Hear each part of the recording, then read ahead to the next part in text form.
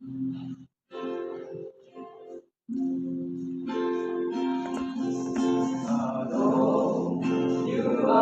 uang yang bermaaf mujizu berkatun keuangan Ibing istimewa gigi hilang jadisu berkatun keuangan Hingga yang terumai tempani Wahai yang baik Tuhan Jangan tahu mengkau apa hina Yesus berkatun keuangan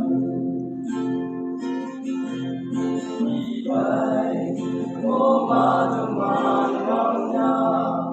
yang mulai Yesus berkatun keuangan Namun,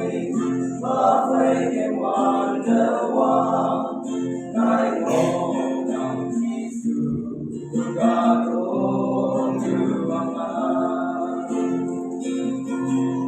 Hingga yang terumai tempani Wahai yang baik Tuhan Jangan tahu mengkau apa yang hina Yesus berkatun keuangan Anu memekoma Mobulan Yesus berkatun keuangan Saya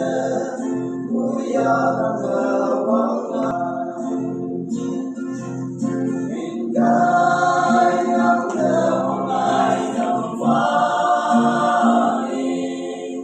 Wahai yang baik Tuhan Jangan tahu mengkau apa hina Yesus berkatun keuangan Wanita mewangi anakku Ong yang Yesus berkatun keuangan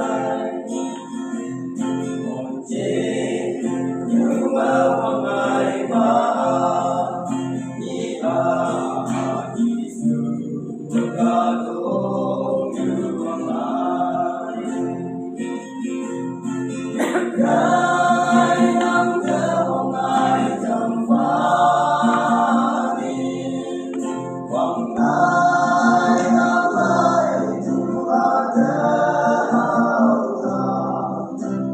Jangan tahu mengkau apa